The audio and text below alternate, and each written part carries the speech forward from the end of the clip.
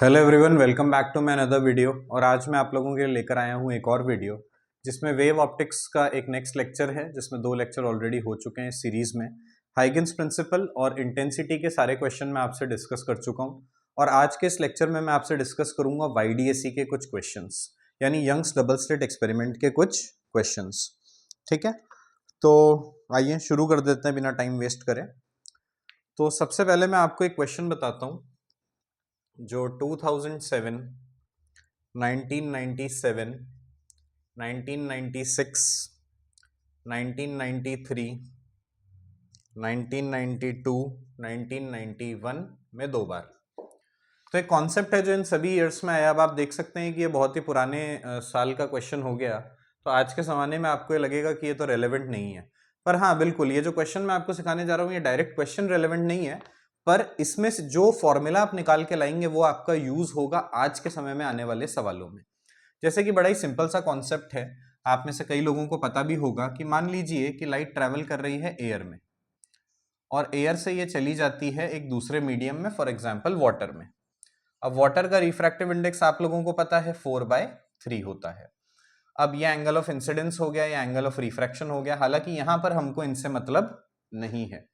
ठीक है, अब यहां पर अगर एयर के अंदर फ्रीक्वेंसी है f, लैम्डा है, वेवलेंथ है लैम्डा और स्पीड ऑफ लाइट है c, तो जब हम नए मीडियम में चले जाएंगे तो हमारी फ्रीक्वेंसी होगी f, लैम्डा होगा लैम्डा डैश और वेलोसिटी होगी v। अब आप बोलेंगे कि आपने फ्रीक्वेंसी को नहीं बदला। हाँ बिल्कुल, क्योंकि जब भी लाइट एक मीडियम से दूसरे मीडियम में जाती है तो फ्रीक्वेंसी नहीं बदलती है, क्योंकि फ्रीक्वेंसी सोर्स की प्रॉपर्टी है। सोर्स नहीं बदला, जिस सोर्स ने इस लाइट को पैदा करा वही सोर्स थोड़ी ना बदल जाएगा जब लाइट एक मीडियम से दूसरे मीडियम में जाएगी। तो सोर्स सेम रहा तो फ्रीक्वेंसी भी सेम रहेगी। लेकिन जहां तक बात आ गई लैम्डा की, तो लैम्डा चेंज हो जाएगा। क्यों? क्योंकि वेलोसिटी चेंज हुई है। क्या इन तीनों के बीच में कोई रिलेशन है? बिल्कुल, एक रिलेशन होता है। वेव वेलोसिटी इज वेव की फ्रीक्वेंसी इंटू वेव की वेवलेंथ। इसी तरीके से यहां पर भी रिलेशन आ जाएगा, v is equal to F into lambda dash. समझ गए क्या? कोई दिक्कत वाली बात यहां पर नहीं है। अब इसको हमने बोल दिया इक्वेशन 1 और इसको हमने बोल दिया इक्वेशन 2। अब हमने इक्वेशन 1 और इक्वेशन 2 को आपस में कर दिया डिवाइड। क्या कर दिया? डिवाइड कर दिया। डिवाइड करने पर हमारे पास क्या आ गया? c is equal to F lambda divided by v is equal to F lambda dash. ठीक है ना? लैम्डा डैश क्या हो गया हमारा? यहां पर लैम्डा डैश हो गया वाटर के अंदर लाइट की वेवलेंथ, जो कि बदल चुकी है। अब यहां पे f और f कट गया। अब c बाई v क्या होता है? अरे भैया, आपको पता होना चाहिए रिफ्रैक्टिव इंडेक्स क्या होता है? c by v। ये तो रिफ्रैक्टिव इंडेक्स का डेफिनेशन है, रिफ्रैक्टिव इंडेक्स का फॉर्मूला है। ये तो रे ऑप्टिक्स में भी बहुत काम आएगा, तो आपको पता होना चाहिए रिफ्रैक्टिव इंडेक्स जो है वो वाटर का अपन निकाल रहे हैं, तो velocity of light in air divided by velocity of light in water. तो वाटर की रिफ्रैक्टिव इंडेक्स निकालनी है तो इस तरीके से निकलती है। अब यहां पर c बाई v क्या हो गया? v किसका है? वाटर का। तो ये हमारा क्या हो गया? रिफ्रैक्टिव इंडेक्स वाटर की is lambda by lambda dash. तो यहां पे लैम्डा डैश और लैम्डा का रिलेशन क्या आ गया? Lambda by mu water. तो आपने देखा वाटर का लैम्डा, चाहे तो ऐसे लिख लें, वाटर का लैम्डा इज एयर का लैम्डा डिवाइडेड बाय वाटर की रिफ्रैक्टिव इंडेक्स।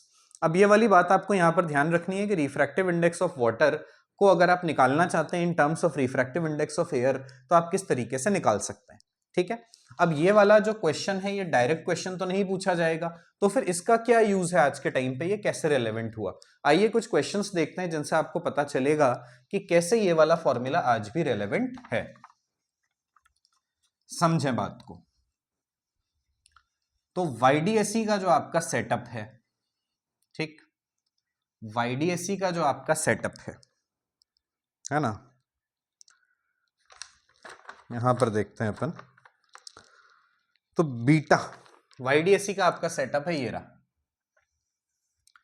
YDAC के सेटअप में आपकी स्क्रीन है, ये आपका सोर्सेज हैं S1 और S2। इन दोनों के बीचों बीच क्या बनता है? आपका सेंट्रल मैक्सिमा। फिर क्या बनता है? First minima. और फिर क्या बनता है बेटा? आपका फर्स्ट मैक्सिमा। और उसके ऊपर आपका क्या बनता है? Second minima.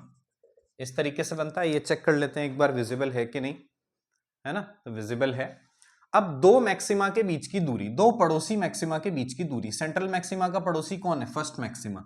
इनके बीच की दूरी को कहा जाता है बीटा। इनके बीच की दूरी को क्या कहा जाता है? बीटा। और बीटा कैसे निकाला जाता है बेटा वो भी मैं आपको सिखाता हूं। अब ये वाली जो डिस्टेंस है ये है कैपिटल डी। कैपिटल डी किसका डिस्टेंस है?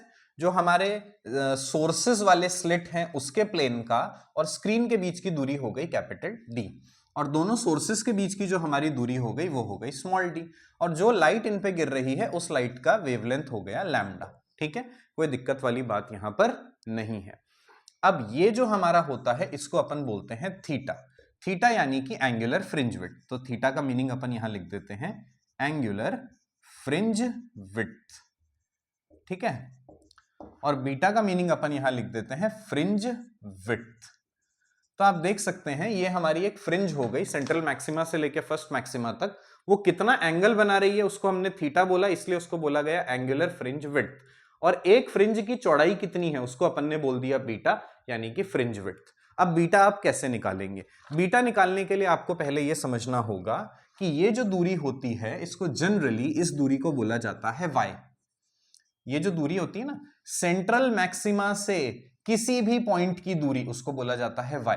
सेंट्रल मैक्सिमा से किसी भी पॉइंट की दूरी को क्या बोला जाता है? y। यानी जैसे आपकी स्क्रीन हो गई, ये हो गया आपका सेंट्रल मैक्सिमा, और ये कोई सा भी पॉइंट है P, तो ये हो गया आपका y। y क्या हो गई? सेंट्रल मैक्सिमा और पॉइंट P के बीच की दूरी। अब आप बोलेंगे इस दूरी को कैसे निकाला जाएगा? तो यहां पे आपके सोर्सेस हो गए S1 और S2। अब सोर्स 1 से लाइट P तक पहुंची ऐसे, सोर्स 2 से लाइट P तक पहुंची ऐसे। ये दूरी को आपने बोल दिया x1, इस दूरी को आपने क्या बोल दिया? x2। एक बात मैं आपको बता दूं, अगर आपको इससे संबंधित कोई प्रॉब्लम है तो पिछला वीडियो जाकर जरूर देखें जिसमें इंटेंसिटी रिलेटेड प्रॉब्लम्स मैंने कराए हैं। उसमें भी मैंने ये पूरी बात अच्छे से एक्सप्लेन करी है कि x1 और x2 क्या है। वैसे आपको दिख रहा है ना, x1 क्या है? सोर्स 1 से P की दूरी। x2 क्या है? सोर्स 2 से P की दूरी, यही तो है। अब डेल्टा एक्स अपन कैसे निकालते हैं? डेल्टा एक्स निकालने का तरीका अपना होता है x2 minus x1, x2 minus x1। अब कुछ बातें जो इसमें आपको और ध्यान रखनी है वो ये हैं, ये वाली बात तो है ही अपनी, इसको तो अपन को यहां पे लिखे रहने देना है।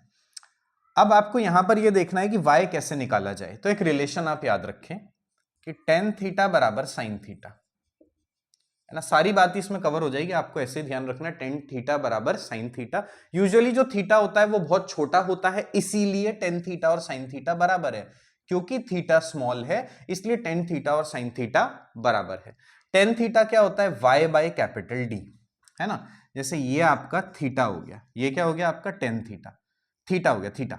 अब tan थीटा क्या होता है? Perpendicular upon base. tan theta क्या होता है? Perpendicular upon base. परपेंडिकुलर कितना हो गया? y, बेस कितना हो गया? कैपिटल D, इसलिए tan थीटा को लिख दिया मैंने y बाय कैपिटल D।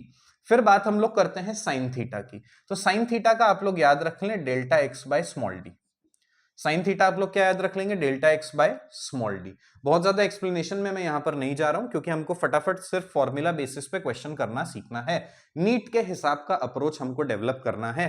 तो ये वाली बातें आपको याद रखनी पड़ेंगी। ये आपने याद रखा तो यहां से आपका y का और डेल्टा एक्स का रिलेशन आ गया, y बराबर delta x capital D by small D. तो y अगर आपको ये वाली दूरी निकालनी है तो आप इस फॉर्मूले से निकाल सकते हैं। ठीक है, तो आप बोलेंगे ठीक है ये वाली बात हमको समझ में आ गई, लेकिन y का बीटा से क्या लेना देना है? अरे बहुत सिंपल है यार, ये वाला जो फर्स्ट मैक्सिमा है इसका डेल्टा एक्स कितना होता है? इसका डेल्टा एक्स होता है लैम्डा। फर्स्ट मैक्सिमा का डेल्टा एक्स क्या होता है? लैम्डा होता है। तो फर्स्ट मैक्सिमा का ये y अगर आपको निकालना है, y अगर आपको निकालना है फर्स्ट मैक्सिमा का, तो डेल्टा एक्स की जगह क्या डालेंगे? Lambda capital D by small d। और यही दूरी तो बीटा होती है, यही दूरी हमारी क्या होती है? बीटा। आप बोलेंगे इतना मुश्किल क्यों सिखाया, सीधा ही बता देते कि बीटा होता है lambda capital D by small D. क्योंकि कई बार क्वेश्चंस y के बारे में भी पूछते हैं, y के बारे में भी पूछा जाता है। हमेशा सिर्फ बीटा तक ही नहीं अटका रहता है नीट कि बीटा बता दो थीटा बता दो मस्त हो जाओ, नहीं, y के बारे में भी पता होना चाहिए। तो फर्स्ट मैक्सिमा का जो y निकाला, यानी फर्स्ट मैक्सिमा की जो दूरी निकाली सेंट्रल मैक्सिमा से, वही तो बीटा होती है। और वो दूरी कितनी हो गई? Lambda capital D by small D. बात क्लियर हो गई क्या? ठीक है, तो यहां से हमने बीटा के बारे में सीख लिया और थीटा के बारे में भी हमको अभी पता चलने वाला है। ये मैंने हटा दिया लैम्डा वाला, पर अभी दोबारा लिख लेंगे। तो यहां पर आपने देखा कि बीटा हमको पता चल गया कि बीटा हमारा आ गया lambda capital D by small D. और इसी तरीके से थीटा जो होता है वो हमारा होता है beta by capital D. Theta हमारा क्या होता है? Beta by capital D. Angle निकालना है तो आर्क डिवाइडेड बाय डिस्टेंस। ठीक है, आप खैर इस माताफोड़ी में मत पड़िए, आप तो बस इतना समझ लीजिए कैपिटल डी हटा देंगे तो थीटा मिल जाएगा, तो वो क्या आ जाएगा? Lambda by small D. अब आपको जान के बड़ा आश्चर्य होगा अगर आपने नहीं देखा है ध्यान से तो, कि कई बार जैसे कि 2023 में, 2020 में, 2013 में, 1992 में उन्होंने डायरेक्ट सवाल पूछा है। डायरेक्ट सवाल, कैसा सवाल पूछा है? लैम्डा बढ़ा दिया, बताओ बीटा के साथ क्या होगा। अरे लैम्डा और बीटा डायरेक्टली प्रोपोर्शनल है, लैम्डा बढ़ेगा तो बीटा भी बढ़ जाएगा। फिर उन्होंने पूछेंगे डी बढ़ा दिया, बताओ बीटा के साथ क्या होगा। डी बढ़ जाएगा, बीटा बढ़ जाएगा। उन्होंने बोला स्मॉल डी बढ़ा दिया, बताओ बीटा के साथ क्या होगा। इनवर्स प्रोपोर्शनैलिटी है, स्मॉल डी बढ़ेगा, बीटा घट जाएगा। सिंपल। इसी तरीके से वो आपसे कई बार पूछ लेते हैं थीटा के बारे में, बोलते हैं डी बढ़ा दिया, बताओ थीटा का क्या होगा। अरे थीटा तो डी पे डिपेंड ही नहीं करता ना, कैपिटल डी पे। थीटा का फॉर्मूला क्या है? Lambda by small D. Capital D है ही नहीं, तो कैपिटल डी बदलने से थीटा नहीं बदलेगा। इसी तरीके से बोलेंगे लैम्डा बढ़ा दिया, बताओ थीटा का क्या होगा। अरे थीटा बढ़ जाएगा। और ऐसे ही ये बोल देंगे कैपिटल डी बढ़ा दिया, बताओ थीटा का क्या होगा। थीटा घट जाएगा। तो इतने सालों में तो डायरेक्ट सवाल उन्होंने आपसे पूछ लिया। ऐसा सवाल आ जाए और आप ना कर पाए तो बड़े शर्म की बात होगी, क्योंकि डायरेक्ट फॉर्मूला बेस्ड सवाल हो गया। तो ये वाले सवालों से तो हम लोग इतना कंसर्न्ड नहीं है। लेकिन हम किस चीज से कंसर्न्ड हैं? जो सवाल हमारा आया जैसे कि मीडियम बदलने पर, यह सवाल आया कि मीडियम बदलने पर, थोड़ा उसको इन्होंने स्मार्टली भी पूछा है कि मीडियम बदलने पर बीटा और थीटा में क्या प्रभाव पड़ता है। तो एक सिंपल सी बात कर लेते हैं। जैसे आप एयर में थे, एयर से आप वाटर में चले गए। आप नहीं, YDSE का जो पूरा सेटअप है उसको आपने एक बार तो एयर में रखा, तो आपकी फ्रिंज विड्थ आई बीटा और एंगुलर फ्रिंज विड्थ आई थीटा। और यही पूरा YDSE का सेटअप उठा के आपने पानी में डाल दिया और अब आप YDSE Young's double slit experiment करने लग गए। तो अब आपका बीटा क्या होगा? बदल जाएगा, बीटा वाटर, थीटा वाटर। समझ गए क्या? अब मैं आपको एक सिंपल सी बात बता दूं, क्योंकि अगर यहां पर लैम्डा है लैम्डा, तो यहां पर लैम्डा वाटर होता है लैम्डा बाय म्यू। समझ में आया क्या? एयर के लैम्डा को म्यू से डिवाइड कर दो। इसी तरीके से थीटा निकालने के लिए भी म्यू से डिवाइड कर दो और बीटा निकालने के लिए भी म्यू से डिवाइड कर दो। देखो कितना सिंपल है।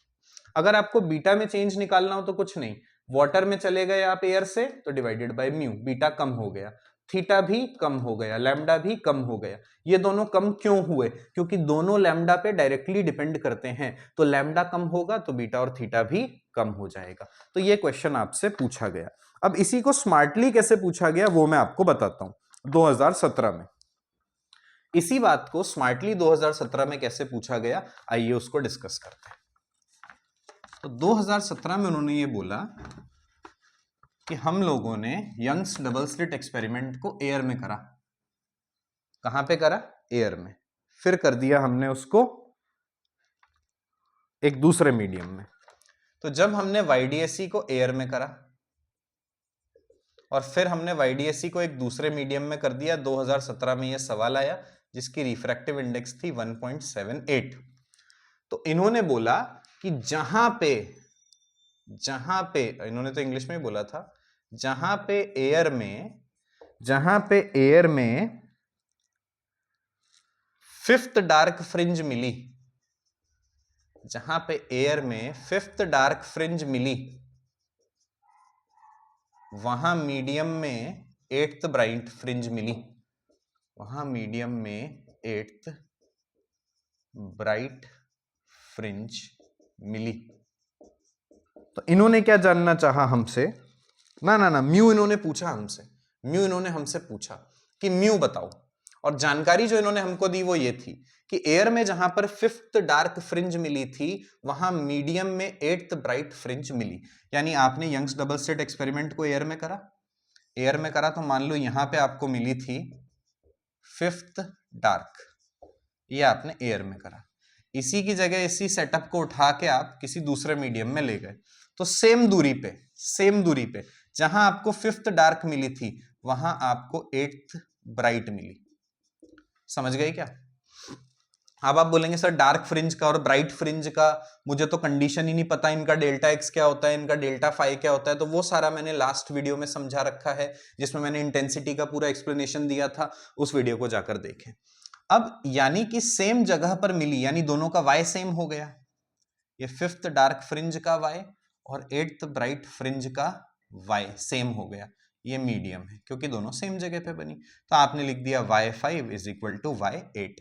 ये एयर में था, ये एयर में था। y मैंने आपको सिखाया delta x capital D by small D, delta x capital D by small D. अब फिफ्थ डार्क फ्रिंज बोली है, फिफ्थ डार्क फ्रिंज का कंडीशन क्या होता है वो आपको यहां पर हमको बताना है। तो बेटा डेल्टा एक्स मिनिमा का कैसा है, क्या फॉर्मूला होता है, 2n-1 लैम्डा बाय 2। आपको कौन सी फ्रिंज का डेल्टा एक्स चाहिए, पांचवी का, पांचवी डार्क का। तो यहां पे आपने डाला तो क्या आ गया आपका 9 लैम्डा बाय 2, यानी 4.5 लैम्डा। ठीक है, तो यहां पे आपने डाला 4.5 लैम्डा। और एट्थ ब्राइट की कंडीशन क्या होती है, 8 लैम्डा। भाई पहली ब्राइट की कंडीशन क्या होती है, लैम्डा। दूसरी ब्राइट की कंडीशन क्या होती है, 2 लैम्डा। तीसरी ब्राइट की 3 लैम्डा, 4 लैम्डा, 5 लैम्डा। तो एट्थ ब्राइट की क्या होगी, 8 lambda capital D by small D. पर एक गलती करी तुमने, इसमें एक गलती करी, ये तो कभी बराबर हो ही नहीं सकता, लैम्डा डी ये तो बराबर हो ही नहीं सकता। पर ये बराबर क्यों हो पाया, क्योंकि अब यहां लैम्डा नहीं लैम्डा बाय म्यू लिखोगे ना, यहां पर क्या लिखोगे, लैम्डा बाय म्यू। क्योंकि ये वाला जो है एट्थ वाला जो सिस्टम है वो किसी मीडियम में मिला, और मीडियम में लैम्डा लैम्डा से बदल के हो जाएगा लैम्डा बाय म्यू। तो ये चीज आपको लिखनी है, lambda capital D by small D, lambda capital D by small D. ये आपका कट गया। अब आपको म्यू निकालना है, तो म्यू आपका क्या आ गया, 8 डिवाइडेड बाय 4.5। और इसको जब आपने कैलकुलेट करा तो ये आपका निकल के आ गया 1.78। तो आप देख सकते हैं कि सेम चीज को स्मार्टली कैसे पूछा जा सकता है। 2017 में ये क्वेश्चन आया तो बिल्कुल आज भी रेलेवेंट है, इस तरीके का सवाल आपका आ सकता है। पर कॉन्सेप्ट यही है कि लैम्डा में क्या चेंज हो जाता है। आइए और सवाल देखते हैं हम। ऐसे ही सवाल हमारे 1990, 2020, 2019 इनमें भी आए। पर इनमें तो बिल्कुल डायरेक्ट सवाल आए थे कि थीटा में चेंज बता दो, बीटा में चेंज बता दो। तो इसमें तो बिल्कुल सीधा आया था कि थीटा हो जाता है थीटा बाय म्यू और बीटा हो जाता है आपका बीटा बाय म्यू। तो इन ईयर्स के अंदर तो इजी सवाल आए, लेकिन 2017 में थोड़ा सा टेक्निकल सवाल आ गया था। इस सवाल को आप समझिए, ठीक है। 1993 में इन्होंने एक सवाल ये पूछा कि अगर हम यंग्स डबल स्लिट एक्सपेरिमेंट को एयर की जगह वैक्यूम में कर दें, एयर की जगह वैक्यूम में करते हैं। समझना इस सवाल को, 1993 में आया पर आज भी आ सकता है। आप ये मत सोचना सर इतना पुराना सवाल क्यों करा रहे हो, सवाल अगर आज भी रेलेवेंट है तो उसको करना जरूरी है। तो उन्होंने क्या सवाल बोला अपन से कि हमारा जो वाईडीएसई का सेटअप है, वाईडीएसई का सेटअप, उसको एयर की जगह वैक्यूम में डाल दिया जाए, ठीक है, तो बीटा पे क्या फर्क पड़ेगा। तो कई बार बच्चे बोलेंगे सर एयर में तो लैम्डा होगा तो वैक्यूम में भी लैम्डा होगा, क्योंकि एयर में और वैक्यूम में दोनों में स्पीड बराबर ही तो होती है। पर बेटा आपको पता होना चाहिए कि वैक्यूम में स्पीड c होती है, पर एयर में speed slightly less than c होती है, थोड़ी सी कम होती है, थोड़ी सी स्पीड कम होती है एयर में वैक्यूम के मुकाबले। तो जब अपन वैक्यूम में जाते हैं तो स्पीड इंक्रीज होती है, स्पीड क्या होती है, इंक्रीज। तो इसीलिए जब हम वैक्यूम में जाएंगे तो लैम्डा भी इंक्रीज होगा, लैम्डा भी हमारा इंक्रीज होगा। उन्होंने पूछा था फ्रिंज विड्थ पे क्या फर्क पड़ेगा, क्योंकि स्पीड थोड़ी सी बढ़ जाएगी तो लैम्डा भी थोड़ा सा बढ़ जाएगा, तो जो हमारा बीटा है वो भी थोड़ा सा बढ़ जाएगा। वैसे मैंने इंक्रीज लिखा है पर एक्चुअली में बीटा थोड़ा सा बढ़ेगा। बात क्लियर हो गई क्या, तो हमारा बीटा थोड़ा सा इंक्रीज हो जाएगा। तो ये सवाल हमसे पूछा गया 1993 में, पर मैं आपको बता दूं ये सवाल आज भी उतना ही रेलेवेंट है। इस पेज के सारे सवाल अपन ने कर लिए। एक चीज मैं आपको और बताना चाह रहा हूं जिसमें बच्चों को समस्या आती है कि बीटा कैलकुलेट कैसे करें। जैसे किसी सवाल में अगर बीटा कैलकुलेट करने के लिए बोल दिया जाता है तो बच्चे परेशान हो जाते हैं क्योंकि उनका कैलकुलेशन क्लियर नहीं है। तो एक सिंपल सा सवाल लेके बीटा कैलकुलेट करते हैं। आओ, किसी ने आपसे बोल दिया कि लैम्डा है 5896 एंगस्ट्रॉम, किसी ने आपसे बोल दिया कैपिटल डी है 100 सेंटीमीटर और किसी ने आपसे बोल दिया स्मॉल डी है 2 मिलीमीटर। अब मान लीजिए कि सवाल तभी सॉल्व होगा जब आप बीटा को कैलकुलेट करेंगे या फिर उन्होंने आपसे डायरेक्ट पूछ लिया कि बीटा हमको कैलकुलेट करके बताओ। तो आपने बीटा का फॉर्मूला आप जानते ही हो, lambda capital D by small D, आपने फॉर्मूला लिख दिया। फिर आपने लैम्डा का वैल्यू लिख दिया 5896 एंगस्ट्रॉम, कैपिटल डी आपने लिख दिया 100 सेंटीमीटर और उसके बाद स्मॉल डी आपने लिख दिया 2 मिलीमीटर। अब वो आपसे आंसर मीटर में भी पूछ सकता है, आपसे आंसर सेंटीमीटर में भी पूछ सकता है और आपसे आंसर मिलीमीटर में भी पूछ सकता है। तो आप तो एक काम करो, पहले आप आंसर को मीटर में निकाल लिया करो, फिर सेंटीमीटर या मिलीमीटर जिसमें भी कन्वर्ट करना हो एंड में अपन कर लेंगे। सबसे पहले अपन ने एंगस्ट्रॉम का मीटर बनाया, तो 5896 एंगस्ट्रॉम का मीटर 10 की पावर -10 मीटर, 100 सेंटीमीटर यानी 1 मीटर, 2 मिलीमीटर यानी 2 इंटू 10 की पावर -3 मीटर। ये 2 से 5896 कटा तो हमारा क्या आ गया 2948 इंटू 10 की पावर -7 मीटर। तो ये हमारा मीटर में आ गया आंसर। अब आप इसको चेंज करना चाहते हो मिलीमीटर में, किस में चेंज करना चाहते हो? मिलीमीटर में। तो 1 मीटर में कितने मिलीमीटर? 1000 मिलीमीटर। और 1 मीटर में कितने सेंटीमीटर? 100 सेंटीमीटर। ये वाली बात ध्यान रख लो। तो अगर आप इसको चेंज करना चाहते हो मिलीमीटर में तो मीटर को लिख दो 1000 mm। समझ गए क्या? 1000 mm लिखोगे -7, यहाँ पे पावर आ गई 3 तो ये हो जाएगा 2948 इंटू 10 की पावर -4 mm। इसको फाइनली लिखोगे तो 0.2948 mm और ऐसे ही आप सेंटीमीटर में भी कन्वर्ट कर सकते हो। बस आपको मीटर को यहाँ पर मिलीमीटर में या सेंटीमीटर में कन्वर्ट करके लिख देना है। तो this is how beta is calculated. बहुत ही सिंपल चीज लगेगी पर कुछ बच्चों से कैलकुलेशन नहीं हो पाता है, इसलिए मैंने यहां पर आपको बता दिया। आइए और सवाल देखते हैं। ठीक है, एक सवाल जो हमारा 2022 में आया वो आया था related to number of fringes on screen. इसमें 2025 का आपको कोई भी सवाल नहीं दिखेगा क्योंकि 2025 में जो इस चैप्टर के सवाल आए थे दोनों के दोनों पोलराइजेशन से आए थे। बहुत भारी सवाल थे क्या? नहीं थे, और थोड़ा बहुत मैथमेटिक्स आ गया तो बच्चों को बहुत भारी लग गए थे। ठीक है, वो पोलराइजेशन पे अलग वीडियो बनाएंगे, उसमें आपको देखने को मिलेगा। अब 2022 में क्या सवाल आया आइए समझते हैं। ठीक है, कॉन्सेप्ट क्या है उसका? मैं यहां पर कॉन्सेप्ट डिस्कस कर रहा हूं ज्यादातर सवालों का। ये कॉन्सेप्चुअल वीडियो देख के आपको जाके पीवाईक्यूज को अटेम्प्ट करना है। अगर आपसे सॉल्व हो गए मतलब आपको पूरी बात समझ में आ चुकी है। सिर्फ इसमें जो सवाल आए थे वो ही नहीं, उसके अलावा भी जितने एडिशनल चीजें हैं वो सारी मैं डिस्कस कर लूंगा, लेकिन बहुत वाइड नहीं जाएंगे अपन, क्योंकि ऐसे पूरा चैप्टर डिस्कस करने लग गए तो फिर ये डिटेल्ड वीडियो बन जाएगा और उसका अपन को कोई बेनिफिट नहीं मिल पाएगा, क्योंकि डिटेल्ड वीडियो देखने का टाइम ये नहीं है। तो मान लीजिए आपकी स्क्रीन है, मैं एक सिंपल सी बात समझिए, ये स्क्रीन की लेंथ L है। ठीक है, ये स्क्रीन की लेंथ L है। मान लो यहाँ सेंट्रल मैक्सिमा है, यहाँ फर्स्ट मैक्सिमा है, फिर आपका सेकंड मैक्सिमा है, फिर आपका थर्ड मैक्सिमा है। समझ गए क्या? तो सेंट्रल मैक्सिमा और फर्स्ट मैक्सिमा के बीच की दूरी क्या हो गई? बीटा। ये भी क्या हो गई आपकी? बीटा। और ये भी क्या हो गई आपकी? बीटा। तो यहां पर आप देख सकते हो कि आपको कैलकुलेट करना है कितनी फ्रिंजेस यहां पर बनी है। तो हमें साफ दिखाई दे रहा है 3 फ्रिंजेस यहां पर हमारी बनी है। ठीक, तो आपने जैसे देखा कि L बराबर 3 बीटा है। ठीक, तो 3 बराबर क्या हो गया? L बाई बीटा, और 3 क्या हो गया? Number of fringes. तो नंबर ऑफ फ्रिंजेस का फॉर्मूला क्या निकल के आया आपका? Length of screen divided by beta.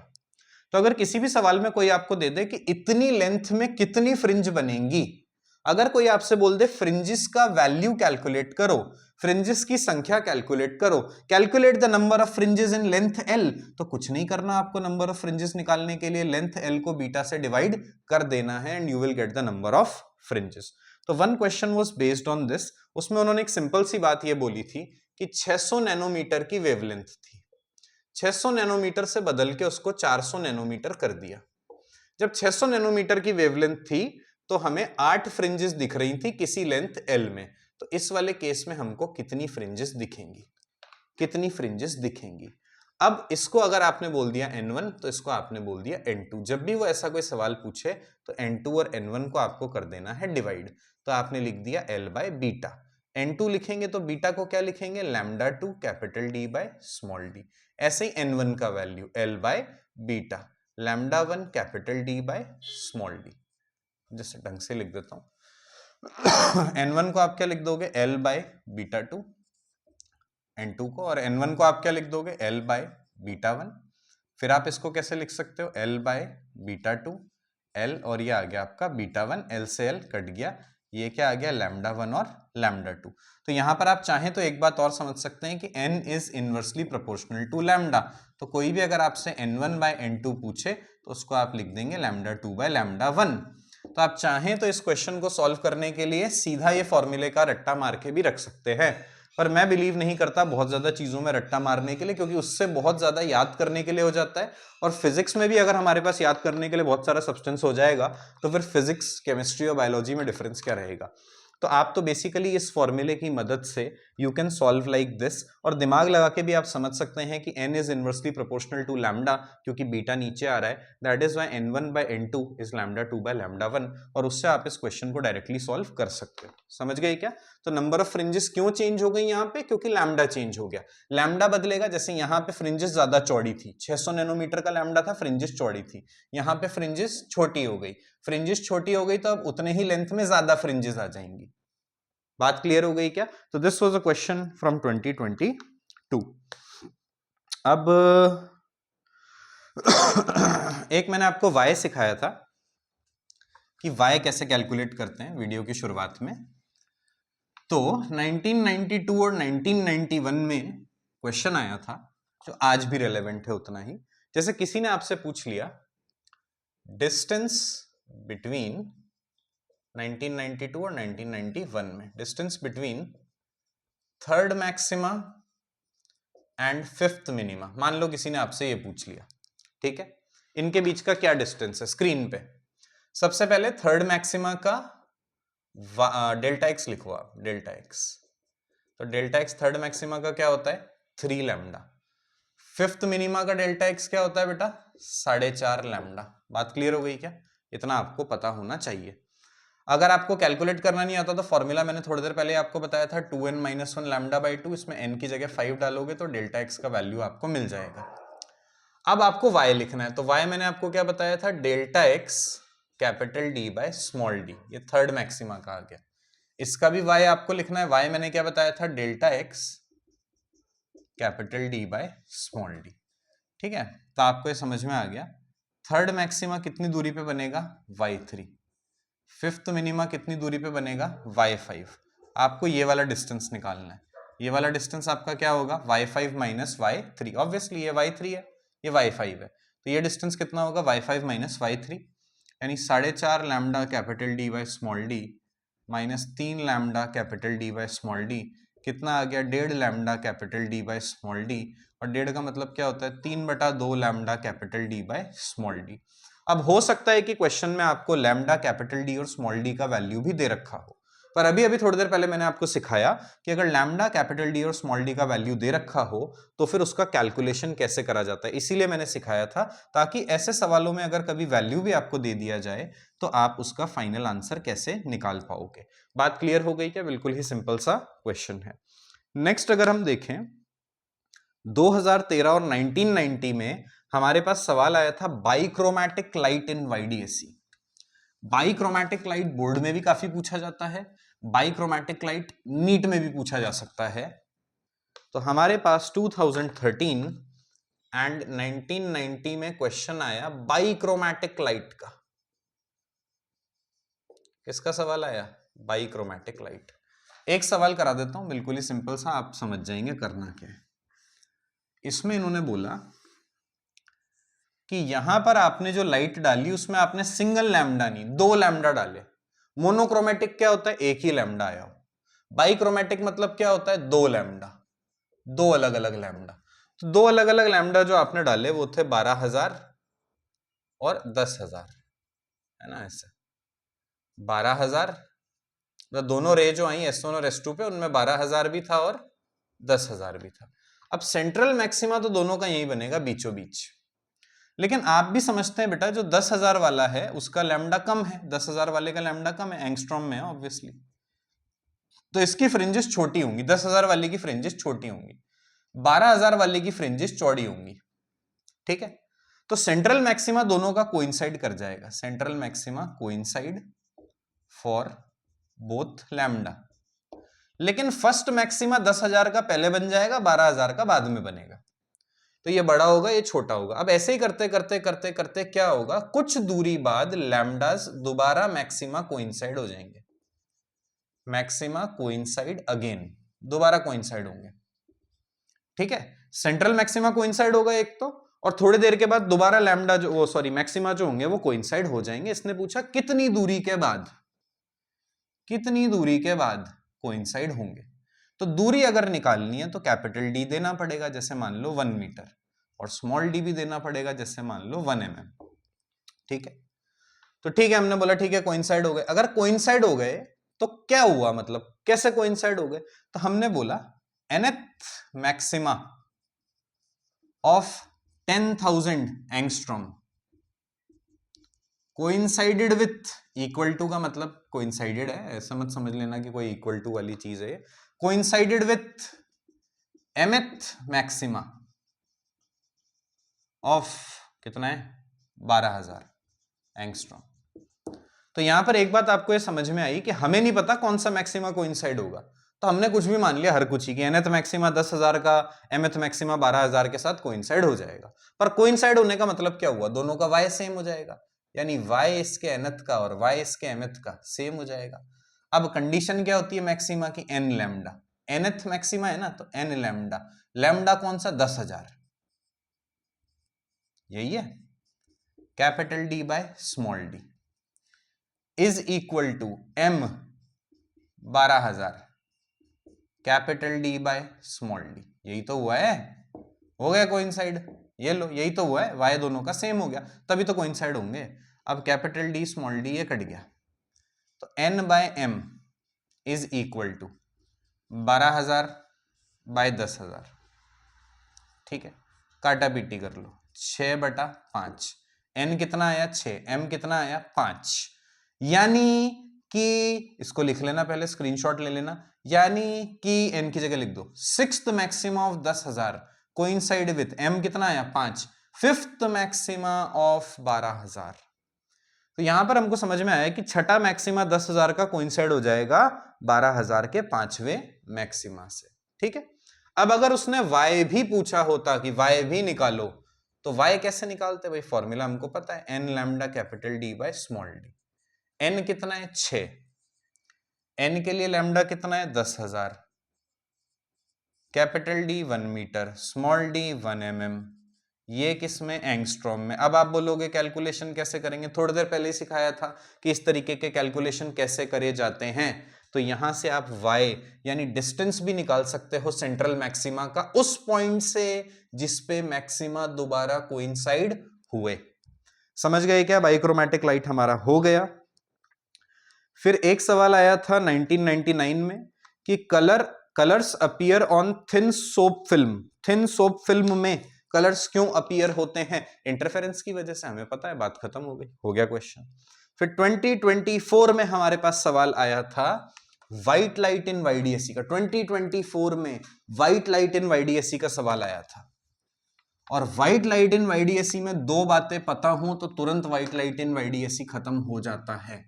White light in YDSC मतलब पॉलीक्रोमैटिक, पॉलीक्रोमैटिक क्योंकि खूब सारे लैम्डा व्हाइट लाइट में भरे हुए होते हैं।